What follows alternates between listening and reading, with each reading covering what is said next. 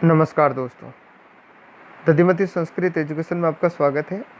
दोस्तों, इस समय जो टॉपिक चल रहा है वो राजस्थान भूगोल है और राजस्थान भूगोल की हमने शुरुआत जो है राजस्थान के शुरुआत से ही की है, यानी कि उसकी स्थिति और उसका विस्तार से उसकी शुरुआत की है। इसका वीडियो हमने इससे पहले जो वीडियो था उसमें हमने इसकी चर्चा कर ली थी कि राजस्थान की स्थिति कैसी है, उसका विस्तार कैसा है और उसकी स्थलीय सीमाएं कैसी हैं। आज हम उससे आगे राजस्थान के ऐतिहासिक और भौगोलिक जो स्थान है उनकी वर्तमान स्थिति के बारे में हम अध्ययन करेंगे कि इसकी जो ऐतिहासिक और भौगोलिक जो कैसी स्थिति है, उनको किस नाम से जाना जाता है, वो कितने क्षेत्र में फैली हुई है, इन सभी चीज़ों के बारे में आज हम चर्चा करेंगे। राजस्थान में आयोजित होने वाली बीएसटीसी और रीट की परीक्षाओं के लिए बहुत ही महत्वपूर्ण है और अन्य जितनी भी जो परीक्षाएं हैं उन सब के लिए भी बहुत महत्वपूर्ण है जो राजस्थान में आयोजित होने वाली परीक्षा है। लेकिन रीट की दृष्टि से और बीएसटीसी की दृष्टि से बहुत ही ज़्यादा महत्वपूर्ण है, इसलिए क्योंकि ये अभी परीक्षाएं आयोजित होने वाली है। लगभग सितंबर अक्टूबर माह में परीक्षाएं आयोजित हो जाएगी और रीट प्रथम लेवल में भी अब जो है राजस्थान जीके जोड़ा जाना तय है, क्योंकि बीएड वालों को भी इसमें फर्स्ट जो लेवल है उसमें बैठने की मंजूरी दे दी गई है शिक्षा मंत्री गोविंद सिंह डोटासरा जी की तरफ से। तो शुरू करते हैं आज का वीडियो, राजस्थान का भूगोल। और इसमें आज हम बात करेंगे बहुत ही महत्वपूर्ण राजस्थान के ऐतिहासिक भौगोलिक इन स्थानों की वर्तमान स्थिति के बारे में। आगे बढ़ने से पहले आपसे एक छोटी सी रिक्वेस्ट है कि आपने अभी तक चैनल यदि सब्सक्राइब नहीं किया तो सब्सक्राइब कर लें, बेल आइकन भी ज़रूर प्रेस करें ताकि शिक्षा और रोजगार से संबंधित वीडियो आपको समय समय पर मिलते रहें। लाइक कर दीजिए वीडियो को। शुरू कर लेते हैं। तो हम शुरुआत करते हैं वागड़ से। वागड़ जो है वो राजस्थान के दक्षिणी भाग को कहा जाता है, जहां बागड़ी बोली बोली जाती है और इसमें जो शामिल जिले हैं वो बांसवाड़ा, डूंगरपुर और प्रतापगढ़ है। ध्यान रखें, वागड़ और एक क्षेत्र है बांगड़। तो वागड़ जो है राजस्थान का दक्षिणी भाग है और बांगड़ जो है वो अरावली का पश्चिमी भाग, जहाँ पुरानी जलोढ़ मिट्टी स्थित है और इसका जो विस्तार है वो पाली, नागौर, सीकर, झुंझुनू में है। तो बांगड़ और वागड़ ये दो अलग अलग चीज़ें हैं, तो कई बार परीक्षा में ये कंफ्यूजन हो सकता है। दूसरा थली। थली मरुस्थल के ऊंचे उठे हुए भाग को थली कहा जाता है। जैसे आप यहाँ पर ये देख सकते हैं, पलाया यानी कि जो प्राकृतिक तौर से जो निर्मित जो झीलें होती है, पानी जहाँ पर ठहर सा जाता है, जैसे तल्ली भी कहते हैं और पलाया भी कहते हैं। और ये जो यहाँ पर ये टीले जो उठे हुए हैं इसको थली कहा जाता है। इसका जो अधिकतर जो क्षेत्र है बीकानेर और चूरू, और इस क्षेत्र में कोई भी नदी भी नहीं है। तली पश्चिमी राजस्थान में बालुका स्तूपों के मध्य भूमिकों को तलीय पलाया कहा जाता है और ये सर्वाधिक जैसलमेर में पाई जाती है। राठी 25 से कम सेंटीमीटर वर्षा वाले क्षेत्र को राठी कहते हैं। इसमें शामिल जिले बीकानेर, जैसलमेर, बाड़मेर। इन क्षेत्रों में पाई जाने वाली गाय की नस्ल को भी राठी कहा जाता है। तो कई बार ये भी पूछा जाता है कि राठी प्रकार की जो नस्ल की जो गाय है वो किन क्षेत्रों में पाई जाती है, तो बीकानेर, जैसलमेर और बाड़मेर। राठ या अहिरवाटी। राठ या अहिरवाटी यादव, जिसे अहिर भी कहते हैं, वंश द्वारा शासित प्रदेश जिसका विस्तार मुख्यतः अलवर और जयपुर की कोटपुतली तहसील तक है।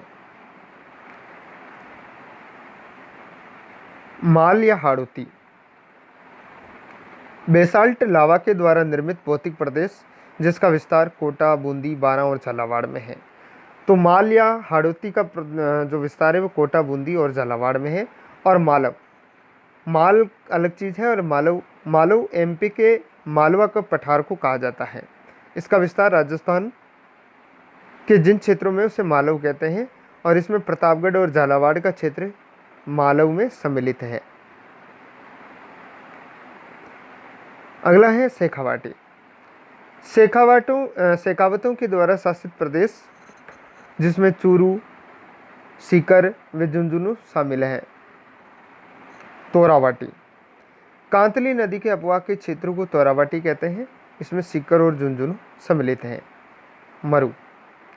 दोस्तों अरावली के पश्चिम, ध्यान रखें, अरावली का जो पश्चिमी भाग है वो शुष्क प्रदेश है। पूर्वी भाग को तो हम बांगड़ कहते हैं, और जो पश्चिमी भाग जो शुष्क प्रदेश है और जो मरुस्थलीय प्रदेश है उसे मरु कहते हैं, और ये मुख्यतः जोधपुर संभाग में सम्मिलित है। ध्यान रखें, एक मरु है, एक मेरु है। मेरु अरावली को कहा जाता है, जो राजस्थान का सबसे प्राचीनतम भौतिक प्रदेश है। मत्स्य संघ। राजस्थान के एकीकरण के प्रथम चरण को भी मत्स्य संघ कहा जाता है, जिसका गठन 18 मार्च 1948 को अलवर, भरतपुर, धौलपुर और करौली को मिलाकर के किया गया। मत्स्य संघ जो शब्द है वो के मुंशी के द्वारा सबसे पहले ये शब्द दिया गया था। और अब क्षेत्र की बात कर लेते हैं, जो मत्स्य क्षेत्र कहलाता है। ऐतिहासिक जनपद काल में अलवर के दक्षिणी और पश्चिमी भाग को मत्स्य कहा जाता था, जिसकी राजधानी बेराट, वर्तमान जो जयपुर में स्थित है, जिसका पौराणिक नाम विराटनगर था, बेराट का, वहाँ स्थित है। यह आप इस नक्शे में देख सकते हैं।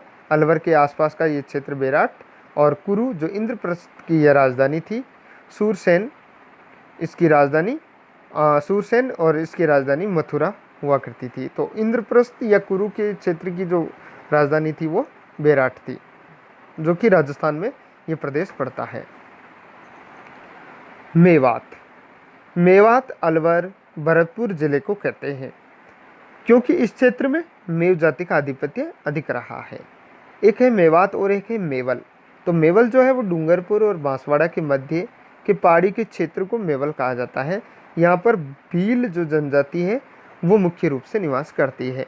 तो मेवल में कौन सी जनजाति निवास करती है? भील। बीड़। शेखावाटी के झुंझुनू जिले में पाए जाने वाले चारागाह भूमि को, जहाँ पर पशु चराए जाते हैं, जो चारागाह है उसे बीड़ कहते हैं। और एक है बीहड़ या डांग। ध्यान रखें, बीड़ और बीहड़ ये दो अलग अलग क्षेत्र हैं। बीहड़ जो है वो चंबल नदी के क्षेत्र में अवनली का अपर्दन, जहाँ पर अपर्दन होता है, उसके कारण जो भूमि उबड़ खाबड़ हो गई है उसे बीहड़ कहते हैं। इसमें करौली, धौलपुर और सवाई माधोपुर 3 जिले सम्मिलित हैं। बोराट। दोस्तों यहाँ से बहुत ज़्यादा प्रश्न पूछे जाते हैं, इन क्षेत्रों के बारे में बहुत ज़्यादा प्रश्न पूछे जाते हैं। आप चाहें तो इसकी स्क्रीनशॉट भी ले सकते हैं, क्योंकि ये बोराट क्या है, भोमट क्या है, बृजनगर क्या है, बीड़ क्या है, बीहड़ क्या है, इनसे संबंधित बहुत सारे प्रश्न पूछे जाते हैं। तो अगला है बोराट। उदयपुर की गोगुंदा पहाड़ी व राजसमंद की कुंभलगढ़ पहाड़ी के मध्य पठारी भाग। तो ये सेकंड ग्रेड की परीक्षा में कई बार और आरपीएससी की परीक्षा में कई बार ये पूछा जा सकता है, भोमट का पठार कहाँ स्थित है और बोराट का पठार कहाँ स्थित है। ये राजस्थान का दूसरा ऊंचा पठार है, जिसकी कुल ऊंचाई 1225 मीटर है। भोमट। उदयपुर का दक्षिणी भाग मुख्यतः डूंगरपुर के मध्य का पहाड़ी का जो क्षेत्र है वो भोमट कहलाता है। उदयपुर का दक्षिणी भाग और डूंगरपुर के मध्य जो पहाड़ी क्षेत्र है वो भोमट कहलाता है। और इस क्षेत्र में भी लगभग मुख्यतः भील जनजाति पाई जाती है। ब्रजनगर। ब्रजनगर झालावाड़ के झालरापाटन का प्राचीन नाम। तो ध्यान रखें, ब्रजनगर जो है वो झालावाड़ के झालरापाटन का पुराना नाम है। और एक है ब्रिजनगर, राजस्थान के भरतपुर जिले को कहा जाता है, जो मुख्यतः यूपी से संलग्न है या यूपी के साथ अटैच है, लगता है। 12वां है मारवाड़। पश्चिमी राजस्थान को कहा जाता है, जहाँ मुख्यतः मारवाड़ी भाषा बोली जाती है, मारवाड़ी बोली। इसका विस्तार मुख्यतः जोधपुर संभाग है। मेवाड़।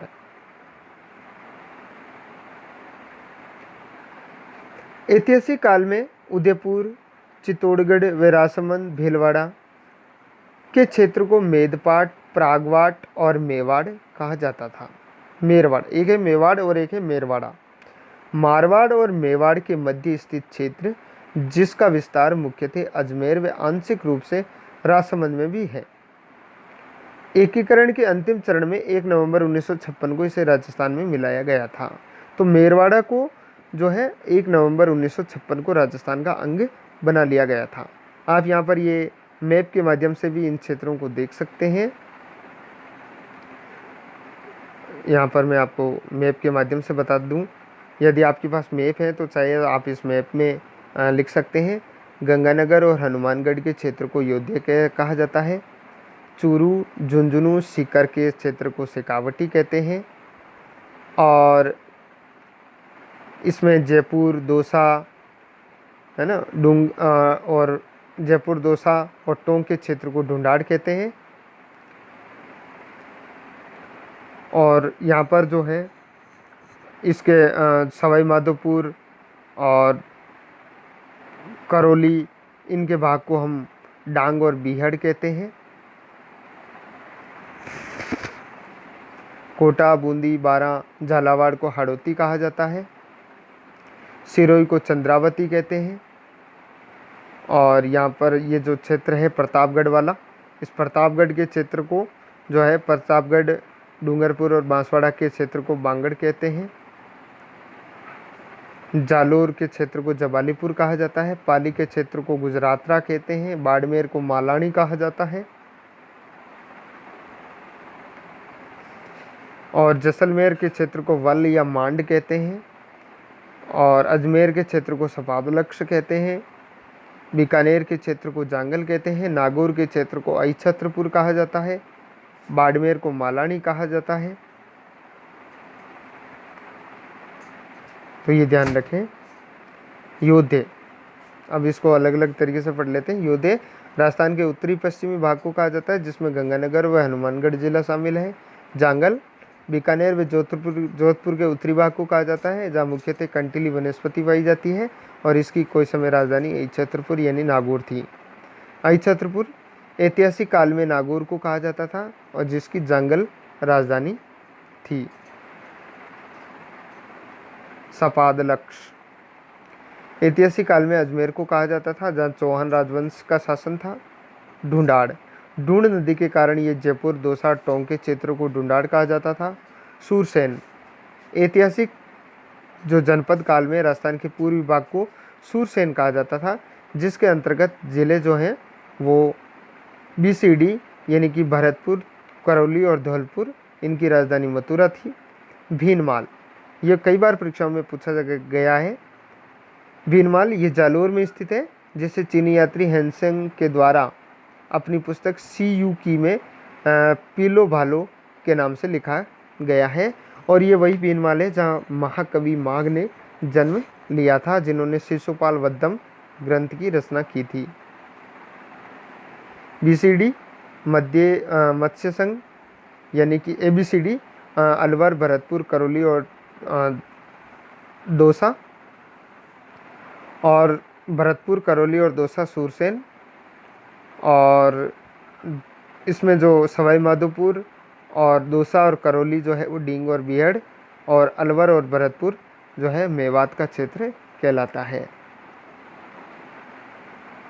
हयाही क्षेत्र ऐतिहासिक काल में कोटा और बूंदी के क्षेत्र को हयाही भी कहा जाता था। सीवी उदयपुर, चित्तौड़गढ़ के क्षेत्र को कहा जाता था, जिसकी राजधानी नगरी या मंजमिका या मध्यमिका के नाम से जानी जाती थी।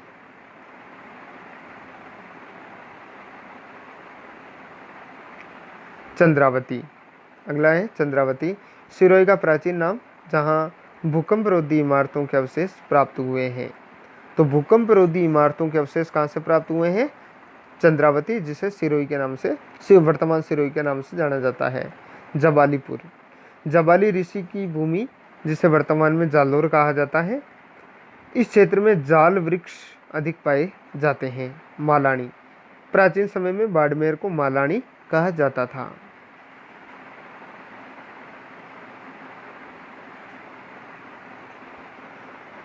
और मांड, पश्चिमी राजस्थान के मांड गायिका के क्षेत्र को मांड कहा जाता था, जिसके चारों ओर का क्षेत्र जैसलमेर में वल के नाम से जाना जाता है। तो दोस्तों, ये राजस्थान के कुछ ऐतिहासिक स्थल या ऐतिहासिक भाग थे जिनकी वर्तमान स्थिति इस प्रकार से थी। यहाँ से आपको रीट और राजस्थान में आयोजित होने वाली किसी भी भर्ती प्रतियोगी परीक्षा और बीएसटीसी में ज़रूर से 1-2 प्रश्न आपको देखने को मिलते हैं और मिलते मिलेंगे।